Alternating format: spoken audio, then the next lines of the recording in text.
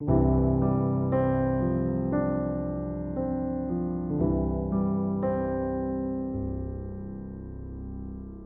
오늘은 마지막 기름 한 그릇이라고 하는 제목으로 하나님의 말씀을 나눕니다. 오늘 이 본문을 통해서 우리 모두에게 하나님의 은혜가 있으시길 예수님의 이름으로 축원합니다. 아멘. 오늘 본문에는 선지자들의 제자들 중 한 명의 가족에 대한 이야기가 나옵니다. 이 선지자는 엘리사를 말하고요.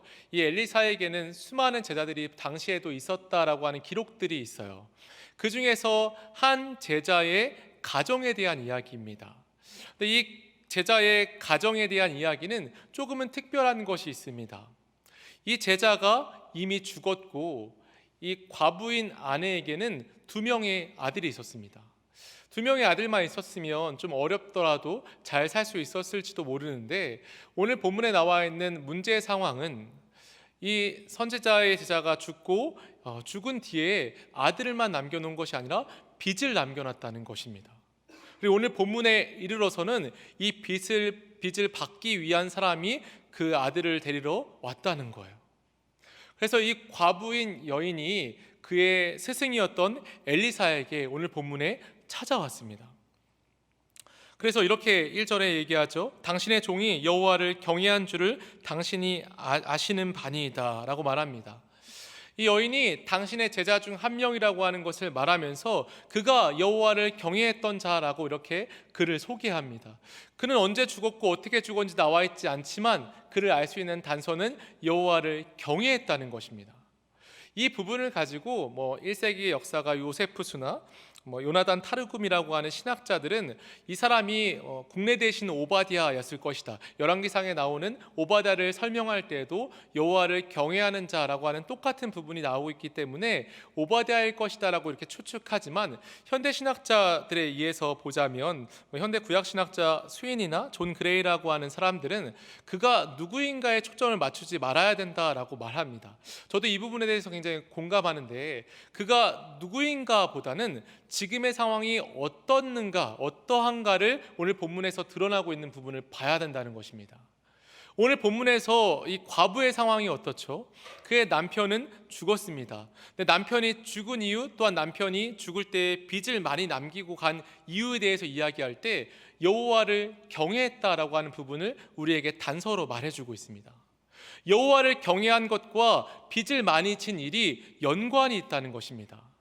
왜 그럴까요? 지금도 목회자들이 어떤 어려움 속에서 살아가지만 빚을 질 만큼 어렵진 않잖아요. 저희가 어떤 빚을 지는 그런 일들은 없는데, 당시 열왕기상 18장 4절에 나와 있을 때 아합과 이세벨은 이 엘리야가 3년 6개월 동안 이 땅에 가뭄이 있겠다라고 하는 말을 한 이후에 그 땅에 실제로 가뭄이 있고 아합과 이세벨은 그 당시에 북이스라엘에 있는 선지자들의 제자들을 막 잡아서 죽이기도 하고 괴롭히기도 했습니다. 그때 오바댜가 등장하잖아요. 그래서 오바댜가 이 100명의 선지자의 제자들을 데리고 굴 속에 들어가서 그들을 먹이기도 하고 입히기도 했어요. 그만큼 그 당시에는 하나님을 믿는다는 그 사실 자체가 궁핍으로 이어질 수 있으며, 심지어서 빚을 질 수 있는 원인도 하나님을 경외하는 일이 될 수 있었다는 것입니다.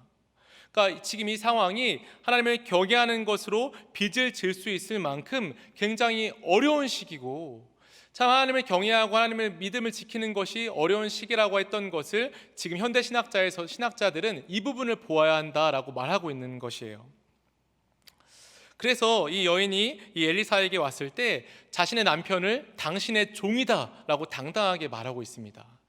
당신의 종이 이 땅에서 하나님을 경외하면서 충실하게 살았는데, 그것 때문에 우리 가정은 빚을 얻게 되었고, 우리 두 아들은 이제 빚을 받으러 온 주인에게 끌려갈 지금 사정에 닥쳤습니다. 우리를 구해 주십시오 라고 하는 그러한 의도로 찾아왔습니다. 그 당시에 출애굽기 2장 24절에서 26절, 신명기 24장 10절에서 13절에 보면은 아버지가 빚을 졌을 때에 그 자식이 그 빚을 탕감하기 위해서 노예로 팔려갈 수 있다라고 하는 율법이 적혀 있습니다. 그래서 율법에 따르면 그 아들들은 6년 동안 노동을 하며 아버지의 채무를 탕감했어야만 했습니다. 이런 위기 상황 속에 엄마인 이 과부가 엘리사에게 찾아왔을 때 그냥 이렇게 평서문처럼 이 1절을 읽을 수가 없어요. 엄청 그 간절함으로 말하지 않았겠습니까? 엘리사님, 제발 저희 가정을 살려주십시오. 당신을 따르며 하나님을 신실하게 경외했던 저 남편이 죽고 저희 가정에 많은 빚이 있게 되었습니다. 이제 저희 아들이 그 빚 때문에 노예로 팔려가게 되었어요. 제발 저희 가정을 도와주세요 라고 하는 그 간절한 외침으로 그 어머니가 찾아왔습니다. 그때 엘리사는 이렇게 말합니다. 2절에 보면 엘리사가 그에게 이르되 내가 너를 위하여 어떻게 하랴 라고 말합니다. 내가 너를 위하여 어떻게 하랴. 우리가 이 부분을 그냥 읽는다면 엘리사가 이제 내가 당신에게 무엇을 해줄까요? 라고 이렇게 묻는 것 같아요. 하지만 이 부분은 엘리사가 내가 당신을 위해서 무엇을 해줄까요? 라고 하는 부분이 아닙니다. 이 부분은 20세기 구약학자 중에 에얼리히라고 하는 학자가 그의 주석에서 이 부분은 자신에게 도와줄 능력이 없는 것을 말할 때 쓰는 관용어구라고 밝히고 있어요. 그러니까 자신에게는 도와줄 수 있는 능력이 없을 때에 내가 당신에게 내가 너를 위하여 어떻게 하랴라고 하는 구문이 나온다는 거예요. 창세기 27장 37절과 사무엘상 10장 2절에 이 부분이 똑같이 나오면서 이 말하는 주체가 도와줄 능력이 없을 때 이 부분을 사용하고 있다라고 말합니다. 그러니까 말하자면 엘리사는 지금 자신에게는 내가 당신들을 도와줄 능력이 없습니다. 내가 당신들이 지금 겪고 있는 그러한 법적인 압류권의 행사를 막을 능력이 나에게는 없습니다라고 하는 것을 본문에선 표현하고 있다는 거예요. 그러니까 엘리사는 지금 자신에겐 능력이 없다는 것, 철저하게 자신이 겸손해졌다는 것, 나는 겸손하고 나에게 능력이 없다는 것을 먼저 밝히고 2절에 그의 문제 앞에 다가서는 것입니다. 그리고 곧 엘리사가 물어보는 것이 무엇이죠? 내 집에 무엇이 있는지 내게 말하라 라고 하는 부분입니다. 그러니까 이것을 엘리사가 이 과부에게 물어보고 있어요. 너의 집에 지금 무엇이 있는지 내게 말해라. 근데 이 말 속에서 앞부분과 연결한다면 엘리사는 지금 철저하게 자신에게 능력이 없음을 인정하고 하나님께 의지하면서 이 문제를 해결해 줄 수 있는 이는 하나님밖에 없으니 하나님 앞에 너가 지금 무엇이 있는지 말해라 라고 지금 본문에서 말하고 있다는 거예요. 자신에게는 아무런 능력이 없지만 하나님은 그에게 있는 조그마한 것일지라도 그의 문제를 해결해 줄 수 있기 때문에 지금 너 아직 남아있는 것, 그것, 내 집에 있는 그것을 하나님께 말하라 라고 말하고 있습니다. 이 물음에 이 계집종, 이 과부가 이렇게 말합니다. 그가 이르되 계집종의 집에 기름 한 그릇 외에는 아무것도 없나이다 하니, 이렇게 말합니다. 이 과부의 집에 남은 것은 기름 한 그릇입니다. 저희 오늘 설교의 제목도 마지막 기름 한 그릇입니다. 여기서 기름 한 그릇이라고 쓰이는 이 한 그릇이라고 하는 이 단위의 히브리어 야숙은 실제로 이 단위를 나타내는 히브리어예요.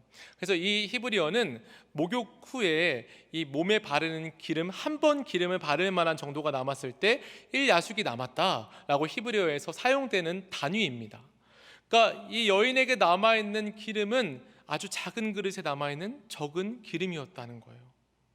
그냥 한 번 몸에 바를 수 있는 기름, 그 적은 기름이 이 여인에게 남았습니다 라고 말하고 있습니다.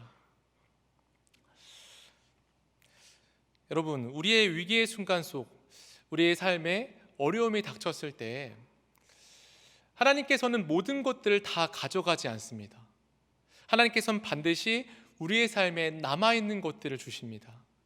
그 남아있는 것들이 아주 적은 것일지라도 하나님은 반드시 남겨놓으시는 것이 있어요. 오늘 본문에서는 먼저는 그것을 발견하라 라고 말씀하세요.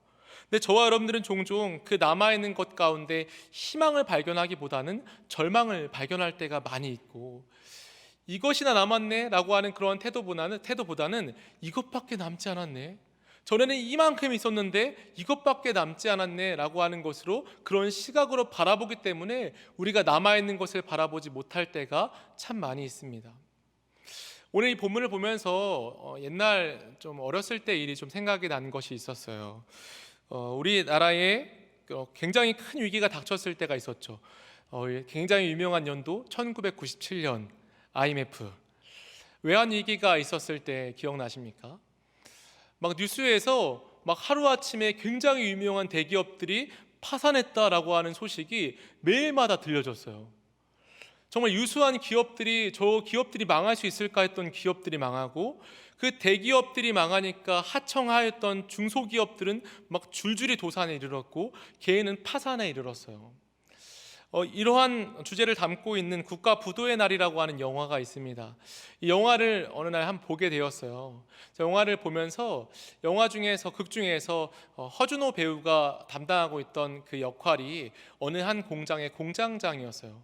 이 공장장이 이 공장의 부도를 막기 위해서 막 부단히 막 다니면서 막 어음 있잖아요. 어음을 막 다 갖고 다니면서 이 어음에 적힌 돈을 봐라, 우리에게 돈을 줘라 해도 어음이 막 휴지 조각이 되고 은행에 가도 바꿔주지 않는 그런 모습들을 보여주었고, 또 가정에서도 한 가정의 아버지로 막 가정을 지키려고 막 하는 거예요. 그러다 어느 날은 이렇게 아파트 창문, 이 베란다 창문을 바라보면서 이 허준호 배우가 정말 뛰어내리고 싶다, 이러한 마음을 이렇게 투영하는 그런 장면도 있었어요. 저는 이 영화를 보면서 사실 저희 아버지가 생각이 났습니다. 오늘 저희 아버지도 지금 이 영상을 같이 보고 있는데, 아버지도 그때 저희 가구 공장을 하셨었어요. 그래서 이 가구 공장을 하시면서 이 IMF 때 참 많이 어려웠어요. 아버지가 홀로 이 형제들과 같이 하다가 그 형제들은 다 손을 떼고 아버지 홀로 이 공장을 그때 그 당시에 이끌어 가셨었는데, 그 허준호 배우를 보면서 아버지가 생각이 났습니다. 영화를 보는 내내 아버지가 얼마나 힘이 들었을까, 어떻게 그때 버티셨을까, 이런 생각들이 참 많이 들었어요. 근데 그러면서 생각이 났던 한 순간이 있었는데, 저희 가정이 그때 공장이 이제 부도가 나면서 빨간 딱지라고 하죠. 그래서 저희 집에 빨간 딱지가 붙고 이사를 가야 하는 때가 왔었어요. 그래서 다음 날 이사를 가는데 그 이사 갈 집이 비어 있는 집이었던 거예요. 그래서 너무 궁금해서 부모님과 함께 그 집을 보러 가자고 이렇게 쫄라서 보러 갔습니다. 근데 지금 살고 있는 집보다 많이 좁은 거예요. 그래서 그 집에 내일이면 이사를 가야 된다라고 하는 말과 함께 집에 돌아왔습니다. 집에서 지금 기억이 나는 것은 제 방에 들어가서 한참이나 막 울면서 떼를 썼던 기억이 나요. 그 집에 가고 싶지 않다고, 그 집이 너무 좁다고 말이죠. 그런 기억이 그 영화 보면서 나고, 오늘 설교를 준비하면서도 그런 생각이 들었습니다. 그때 얼마나 부모님이 마음이 아팠을까. 그때 철없이 떼를 쓰고 했던 것들을 보면서 얼마나 부모님이 마음이 아팠을까라고 하는 생각을 설교를 준비하면서 하게 됐어요. 여러분, 우리의 위기의 순간이 있죠. 그때 우리에겐 남아있는 것이 있어요. 사실 이런 시각으로 그때 그 나이에 갔다면 아직 그래도 살 집이 남아있다는 것이 감사했을 거예요. 근데 그런 시각이 없는 것, 그리고 어렸을 때 없기도 하고, 지금 우리 순간에도 우리의 인생을 되돌아봤을 때 우리의 위기의 순간 속에 우리가 너무 불평만 하고 어쩌면 하나님께 원망만 하고 했던 그런 순간들이, 저도 지금 생각나듯이 여러분들 생각나는 시간들이 있으십니까? 아마 제각각 우리의 삶의 모습들이 다르기 때문에 생각나는 부분들이 있을지도 모르겠습니다. 근데 그때에 우리에게 남은 것들을 발견하지 못했던 부분들을 하나님께서 오늘 본문 속에서 말해주고 있습니다.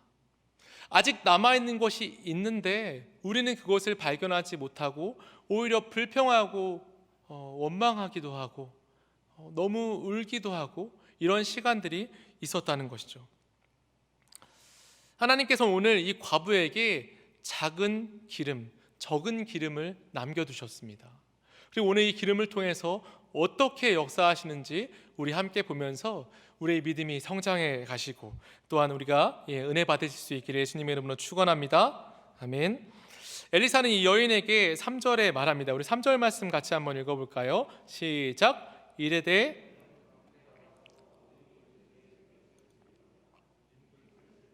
조금 빌리지 말고. 아멘. 이르되 너는 밖에 나가서 모든 이웃에게 그릇을 빌리라. 빈 그릇을 빌리되 조금 빌리지 말라라고 말합니다.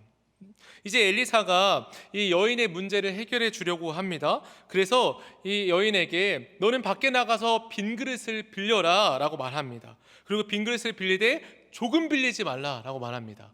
원문을 보면은 히브리어 원문은 조금 더 강조점이 이렇게 되어 있어요. 빈 그릇을 빌리되 조금이 아니다. 조금이 아니고 많이 빌려와라. 그래서 우리 한글 성경으로 의역한 것입니다. 조금이 아니다. 이렇게 말합니다.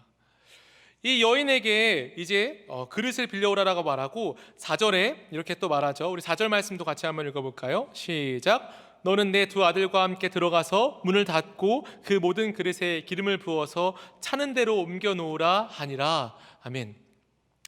이 여인에게 맡겨진 것이 있었습니다. 그것은 바로 그릇을 빌려오는 것입니다. 그릇을 조금 빌리지 않고 그릇을 많이 빌리는 것이 이 여인에게 맡겨진 일이었어요. 오늘 엘리사는 이 여인에게 구체적으로 너 그릇을 한 100개 정도 빌려와라 라고 이렇게 구체적으로 말하지 않고 추상적으로 말하고 있어요. 많이 빌려와라. 이 많이 빌려오는 것은 제각각 다를 수 있겠죠. 어린아이에게 많은 것은 10개가 될 수 있겠고, 우리 어른들에게 많은 것은 100개, 욕심이 좀 많은 분들은 1000개가 많은 것이라고 생각할 수도 있어요. 이 여인에게 몇 개가 될지 모르나 많이 빌려오라라고 오늘 엘리사는 말하고 있습니다. 여러분, 오늘 이 본문에서 말하고 있는 것이 무엇입니까? 저와 여러분들에게 하나님께서는 믿음을 허락해 주었습니다. 그런데 이 믿음에 수반돼야 되는 것이 있어요. 그것은 바로 순종하는 우리의 행위라고 하는 것입니다. 하나님께서 우리에게 주신 이 믿음을 성장시키고 이 믿음을 발현시키기 위해서는 우리의 육체를 복종시켜 하나님의 말씀에 순종하는 행동이 있어야 합니다. 이 순종하는 행동이 각각 그 분량대로 이 행동을 하게 된다는 거예요. 진짜 믿음은 위기 속에서 드러납니다. 정말 아름다운 꽃은 진흙 속에서도 피어납니다. 그런 것처럼 위기 속에서 우리의 믿음의 진가가 드러나고 위기 속에서 우리의 믿음은 정말 성장하게 된다는 것입니다. 오늘 본문에서는 이 두 가지를 둘 다 보여주는 거예요. 그때 위기의 그 순간에 우리의 믿음이 드러나고 위기의 순간에 우리의 믿음이 자라난다라고 하는 이 두 가지를 동시에 보여주고 있습니다. 오늘 본문에서 강조하는 점, 이 기름이 막 증식되는 것들이 이따 보게 될 텐데, 증식이 끝나는 시점이 언제인지 아십니까? 그릇이 끝났다라고 하는 것을 확인했을 때 기름이 그칩니다. 즉 이것은 여인의 믿음의 이런 크기였다는 거예요. 믿음의 크기만큼 역사하시는 하나님의 모습을 오늘 본문 속에서 보여주고 있습니다. 하나님께서 우리에게 주신 이 믿음은 분명히 크기가 있어요. 예수님께서는 백부장에게 이스라엘 중 이만한 믿음을 보지 못하였다라고 말씀하셨습니다. 이만한 믿음이라고 하는 것은 믿음의 크기를 말한 것이에요. 믿음은 분명히 크기가 있습니다. 우리 모두가 함께 이 자리에 앉아 있지만 누군가는 믿음의 거장일 수 있고 누군가는 아직 믿음이 적은 단계일 수 있다는 것입니다. 원하기는 저 여러분들이 정말 이 땅에 사는 동안에 믿음이 정말 장성한 분량, 예수 그리스도가 허락하는 장성한 분량까지 커지시기를 예수님의 이름으로 축원합니다. 아멘. 그래서 오늘 이 믿음이 얼마냐라고 하는 것과 이것은 우리의 믿음이 어떻게 성장하는지를 오늘 본문 속에서 보여주고 있는데, 우리의 믿음이 어떻게 성장합니까? 오늘 본문 속에서 말씀하시는 것은 이것이에요. 이 여인에게 말씀하실 때 4절에 보면은 너는 내 두 아들과 함께 들어가서 문을 닫으라 라고 말씀하시고 있습니다. 문을 닫고 그 모든 그릇에 기름을 부어서 차는 대로 옮겨 놓으라 라고 말씀하시고 있어요. 우리의 위기의 순간에 믿음은 자라납니다. 위기의 순간에 믿음이 자라나는 방법은요, 문을 닫는 거예요. 문을 닫는다는 것은 이제 그것을 명령한 선지자도 그 문을 닫음으로 보이지 않게 되어지고 세상과 단절된 공간이라고 하는 상징성을 갖고 있습니다. 믿음의 순간에 무엇을 해야 합니까? 기도해야 합니다. 할렐루야. 이 순간에 우리가 기도하러 온 것 정말 잘한 일입니다. 우리가 위기의 순간이 왔을 때, 믿음이 성장할 수 있는 기회가 왔을 때 우리는 문을 닫고 하나님과 1대1의 골방으로 들어가야 한다는 것입니다. 세상의 소리를 닫고, 심지어 선지자의 소리, 목사님의 소리까지도 닫는다라고 하면 좀 과장된 표현일 수 있겠지만, 오직 하나님과의 1대1 관계 속으로 들어가야 한다는 것입니다. 그렇지 않고 문제에 매몰되어 있으면 그 문제로 우리의 신앙이 성장하지 않는다는 거예요. 오늘 본문에서는 이 두 가지, 믿음의 위기가 왔을 때 우리의 믿음의 크기를 알 수 있고, 위기가 왔을 때 우리의 믿음은 성장한다라고 하는 것을 이렇게 보여주고 있습니다. 그 방에 들어간 과부는 아들에게 그릇을 가져오라라고 말해요. 그리고 이 여인이 이 기름을 붓고 부어지면 이 아들들이 그릇들을 옮기기 시작했고, 또 다 차면 아들들은 또 빈 그릇을 가져오기 시작했어요. 즉, 이 본문에서 이 집에서 여인이 기름을 부었다는 것입니다. 여기에는 문법으로 피엘 분사형이라고 하는 문법이 사용되어 있는데, 이 피엘 분사형이라고 하는 문법은 이 행위자의 행동을 강조할 때 이 피엘 분사형이라고 하는 문법을 사용합니다. 즉, 이 여인이 믿음으로 기름을 부은 행동을 강조하고 있다는 거예요. 적은 기름이었는데 그 기름을 그릇들마다 이 여인이 믿음으로 부었더니 기름이 계속해서 부어졌다는 것입니다. 할렐루야. 기름이 적은 기름이었어요. 몸에 한 번 바를 기름이면 얼마나 됐을까요? 아주 적은 기름이었겠죠. 그 기름을 오늘 본문에선 부었다라고 해요. 부을 게 뭐가 있겠어요? 하지만 붓는 것입니다. 믿음을 가지고 부었더니 그 그릇들이 차기 시작했어요. 하나 둘 가져온 그릇들이 차고, 아들들이 옮겼고, 또 빈 그릇들을 가지고 왔습니다. 그래서 그 안에 있는 그릇들을 다 채웠습니다. 아까 말씀드렸다시피 이 그릇들이 다 끝나니까, 더 이상 채울 그릇이 없을 때에 기름이 그쳤더라라고 본문은 기록하고 있습니다. 믿음의 크기만큼 역사하셨고, 순종한 이 믿음의 행동만큼 하나님께서는 은혜를 부어주셨습니다.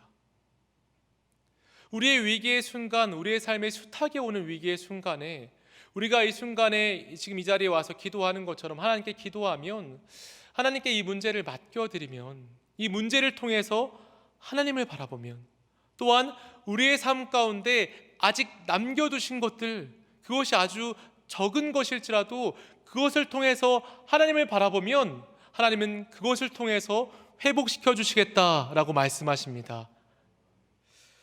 그래서 이 본문에 나와 있는 이 부분에서 마지막 7절에 이제 그 여인이 엘리사에게 나아가서 말합니다. 이 기름이 많이 채워졌습니다. 그랬더니 엘리사가 기름을 팔아 빚을 갚고 남은 것으로 너와 두 아들이 생활하라라고 이렇게 말합니다.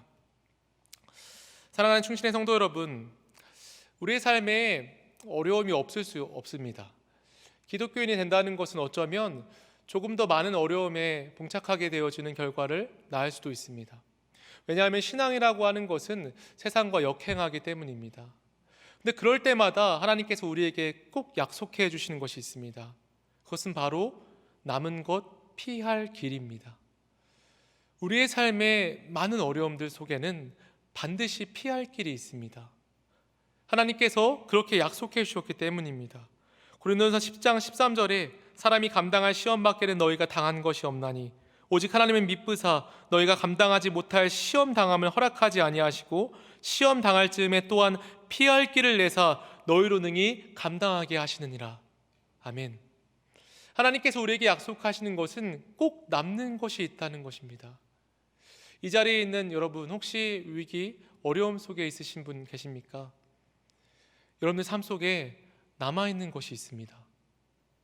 저와 여러분들이 너무나도 풍족함 속에서 만연해 있고 그것 가운데 익숙해진 나머지 우리에게 아직 남아있는 것을 바라보지 못할 뿐, 우리에겐 남아있는 것이 반드시 있습니다. 할렐루야. 그것을 발견하라는 거예요. 그것을 통해서 하나님을 보라는 것입니다. 그것이 하나님이 볼 수 있는 도구가 된다는 것입니다. 그리고 그것을 통해서 하나님을 바라봤을 때 하나님은 우리의 남은 것, 그것을 통해서 오늘 이 여인에게 문제를 해결해 주신 것처럼 우리의 문제에 속속히 들어가셔서 우리의 문제를 해결해 주신다라고 말씀하십니다. 여러분, 그런데 이 본문을 보면서 우리가 생각나야 되는 한 사람이 있어요. 그 사람이 누구일까요? 바로 욥입니다.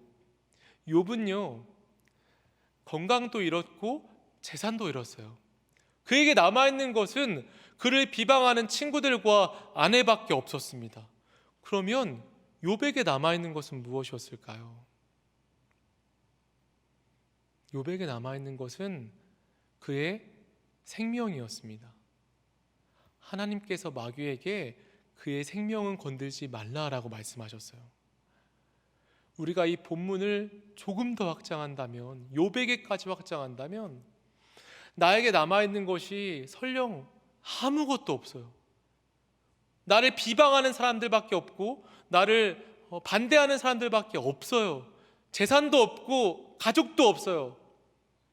그럴지라도 이 본문에서 욥을 통해 바라본다면 욥에게 마지막 생명의 불씨가 남아 있었다는 것입니다.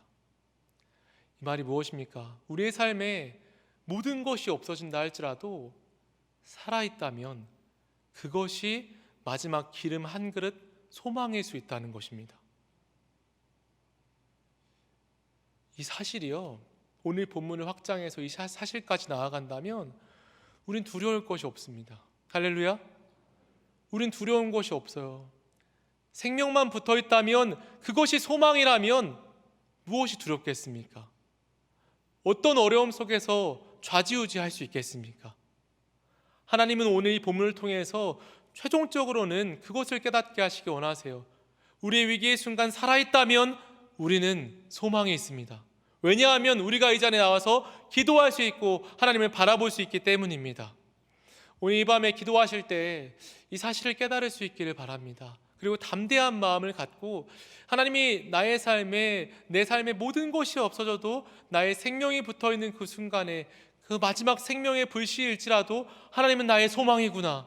할렐루야. 하나님이 나의 마지막 소망, 나의 끝까지 나의 소망을 붙잡아 주시는 분이구나. 그래서 나는 두려울 것이 없구나 라고 하는 그 사실, 이 사실을 깨달음으로 하나님이 주시는 은혜가 오늘 이 밤에 가득하시기를 예수 그리스도의 이름으로 축원합니다. 아멘. 함께 기도하겠습니다.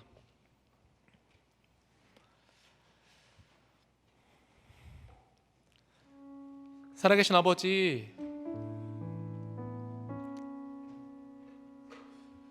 우리의 삶의 위기의 순간들이 있었고 혹은 지금 있는 사람들도 있습니다.